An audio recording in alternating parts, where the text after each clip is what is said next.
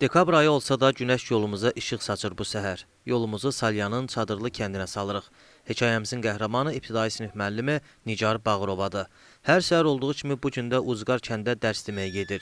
Şagirdləri onu elə məktəbin həyətində qarşılayır.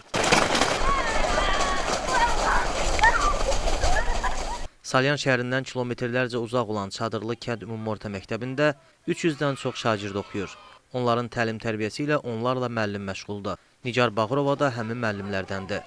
Müəllimlərin işə qəbul imtahanında yüksək nəticə toplayan Nigar müəllim xüsusilə Uzqar kəndi seçib. Deyir ki, düşündüm kənddə yaşayan uşaqlara daha çox lazımam. Kənd məktəblərində, kəndlərdə elə də şərait şəhərdəki kimi deyil. Düşündüm ki, mən bu məktəbdə daha çox faydalı ola bilərəm. Uşaqlara daha faydalı işlər görə bilərəm. Onları gələcəyə daha da yaxşı hazırlaya bilərəm. Onları bir şəxsiyyət kimi formalaşdıra bilərəm. Bunun üçün də seçimimi bu məktəbə etdim. Peşman deyiləm, yaxşı kimi seçimimi bura etmişəm. Belə uğurlu müəllimlər heç də diqqətdən kənarda qalmır. Elm və Təhsil İşçiləri Həmkarlar İttifaqı Salyan rayon komitəsinin sədri Aynur Əsgərova həmişə fədakar müəllimləri axtarıb tapır. Onların zəhmətini dəyərləndirir. Nigar müəllim hər bir şagirdi ilə dost olduğunu deyir. O qeyd edir ki, hər şagird bir fərddir və onlara xüsusi yanaşmaq lazımdır. Dərsdən sonra biz onlarla fərqli oyunlar oynaya bilirik, oynayırıq. Məktəbin həyətində müəyyən oyunlar oynayırıq. Onlar üçün onların bir növ iç dünyasını açmağa çalışıram ki, görün bu uşaqların iç dünyasında nə var? Onları həyatda hansı yönə istiqamətləndirə bilərəm mən? Bəlkə gələcəyin çox belə istedadlı rəssamı var bu sinifdə və yaxud da gələcəyin polisi, həkimi, yəni mədəniyyət işçisi var bu sinifdə. Onların iç dünyasını açıb o yöndə istiqamətləndirməyə çalışıram. Bu dəfə digər bir hekayəni dinləmək üçün yol alırıq Salyanın Qarabağlı kəndinə.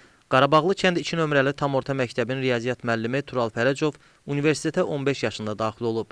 20 yaşından riyaziyyat müəllimi kimi çalışır. Valideynləri də riyaziyyatçı olduğundan bu ixtisası sevərək seçib. Tural Fərəcov hazırda Respublika Fənn Olimpiyadasına şagird hazırlayan uğurlu müəllimlərdəndir.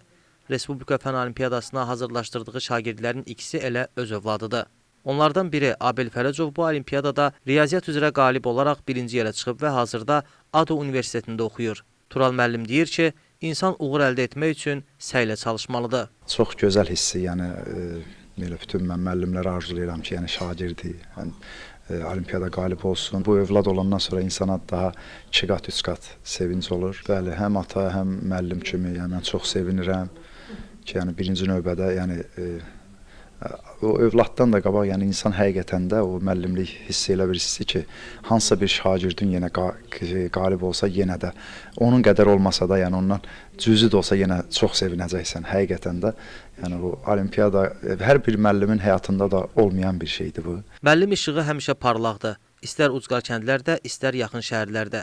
Ən əsası o işığı tutmaq, o işıqla yaşamaqdır. Əyyub Türkay, Kürçaylı Məmmədov, Salyan.